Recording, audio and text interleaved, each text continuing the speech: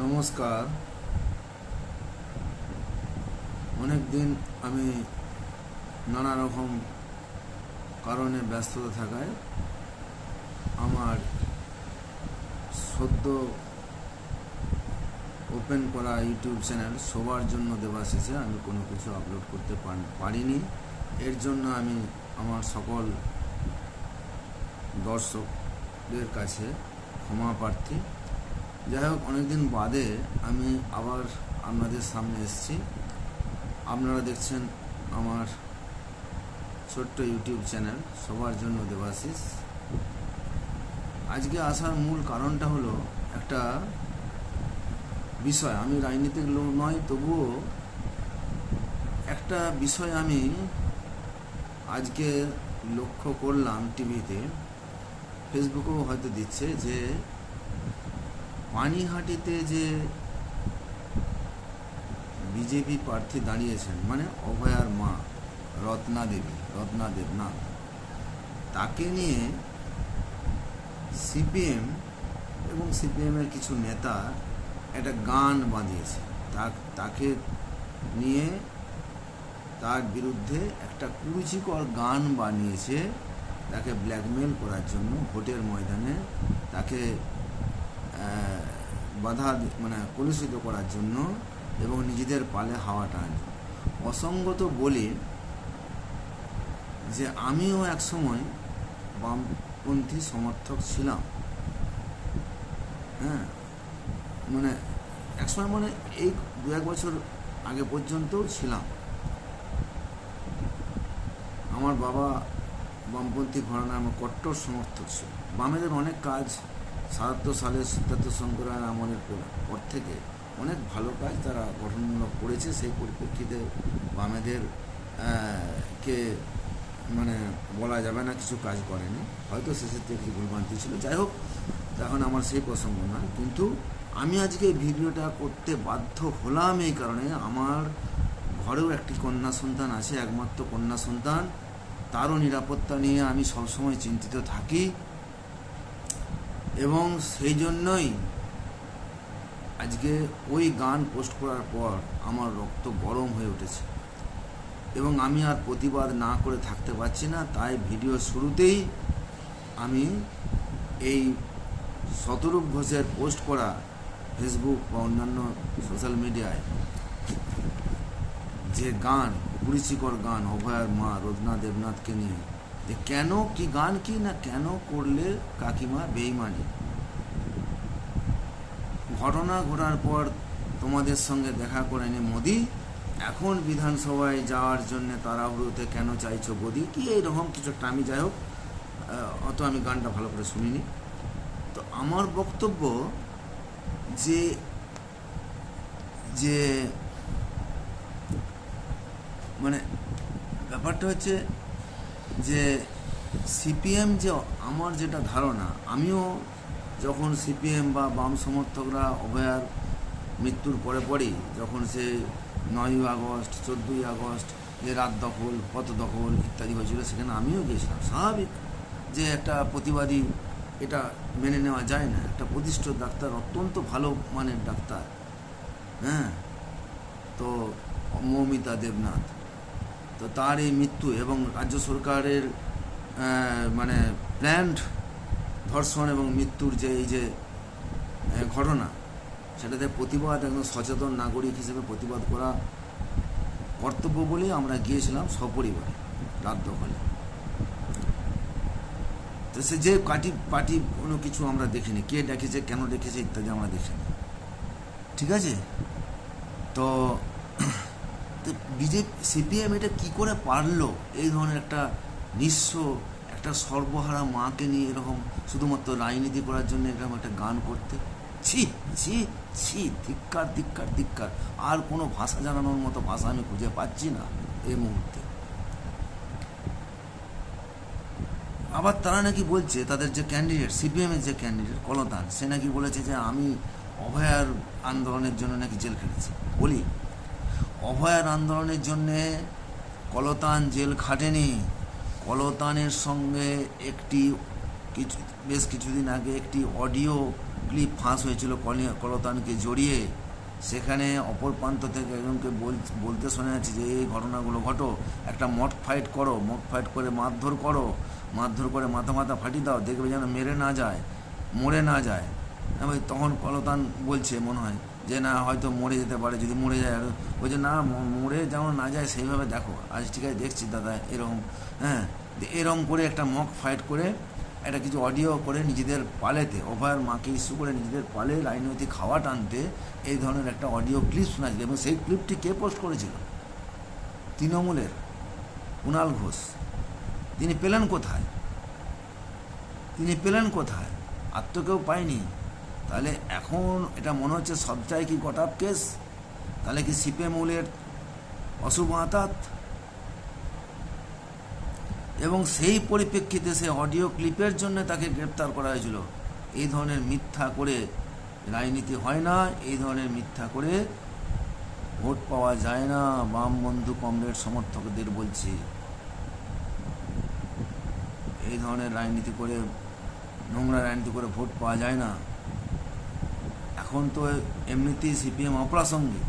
এখন সিপিএমকে ভোট দেওয়া মানে সেই ভোটটা নষ্ট। মোটাতে ভোট দেওয়া আর সিপিএমকে ভোট দেওয়া একই জিনিস। কারণ সিপিএম বিধানসভায় যেতে পারবে না। সিপিএম শূন্যতে চলে গেছে বিগত অনেক বছর ধরেই।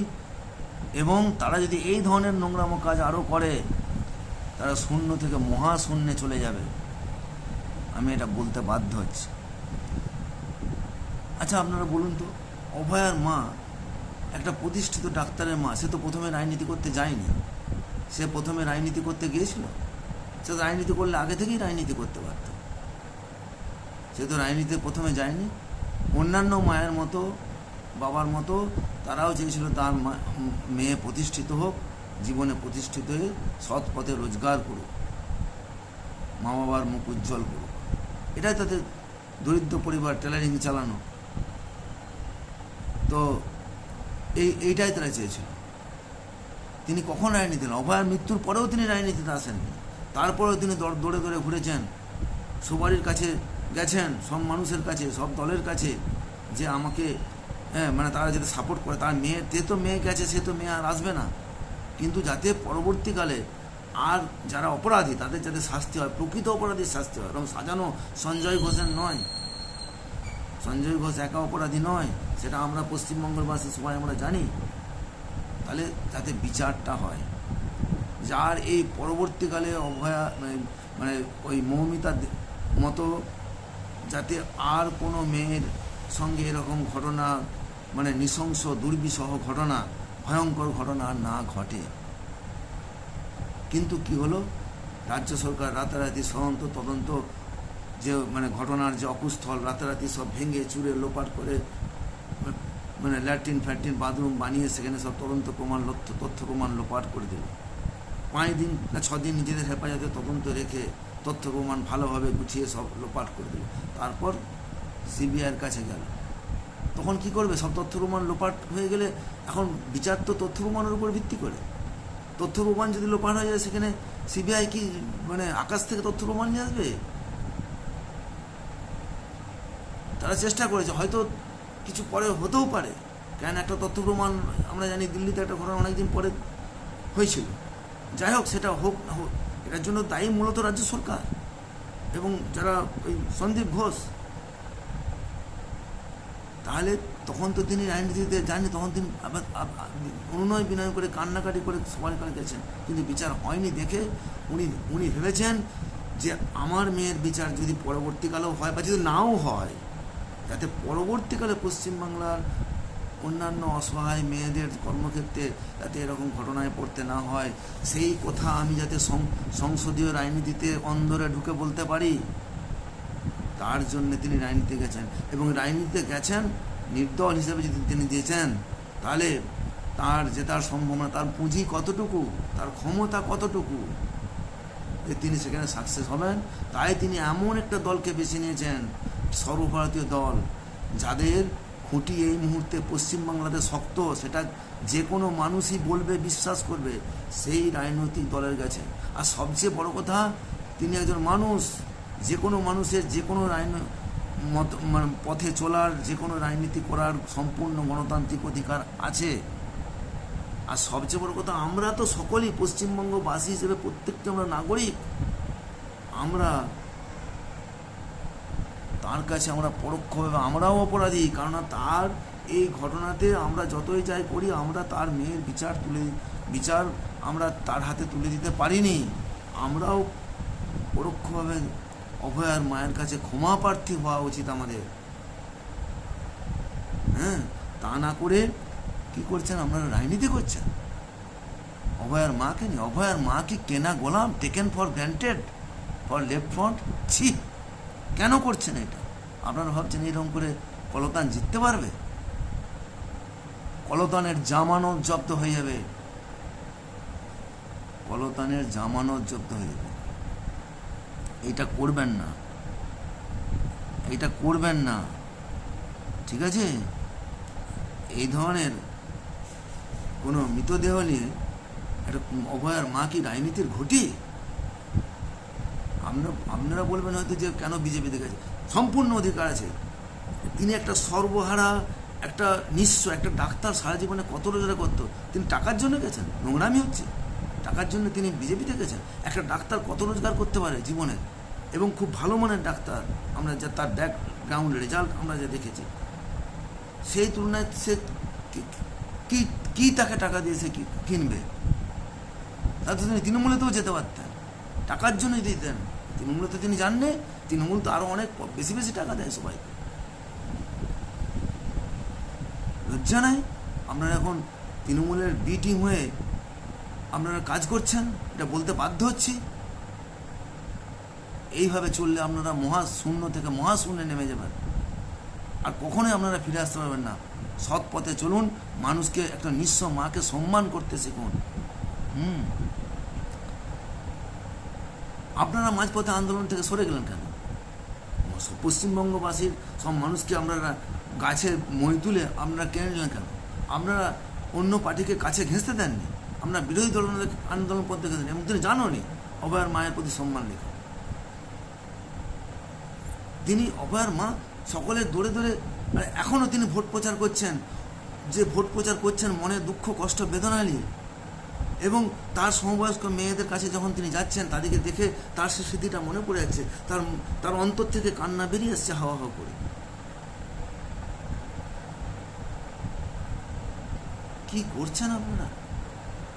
আর সবশেষে পানিহাটিবাসীর কাছে আমার অনুরোধ, আপনারা যে যা পার্টি করেন, যে দল মত নির্বিশেষে, অন্তত একটা সিটে পানিহাটিতে আপনারা অভয়ার মায়ের পাশে দাঁড়ান। অভয়ার মায়ের পরাজয় মানে গোটা পশ্চিমবঙ্গবাসী সচেতন নাগরিক, কন্যা সন্তানের পিতাদের, মায়েদের পরাজয়।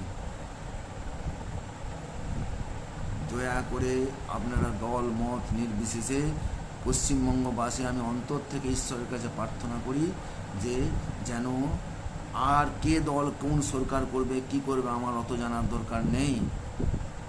অভয়ার মাকে আপনারা জেতান।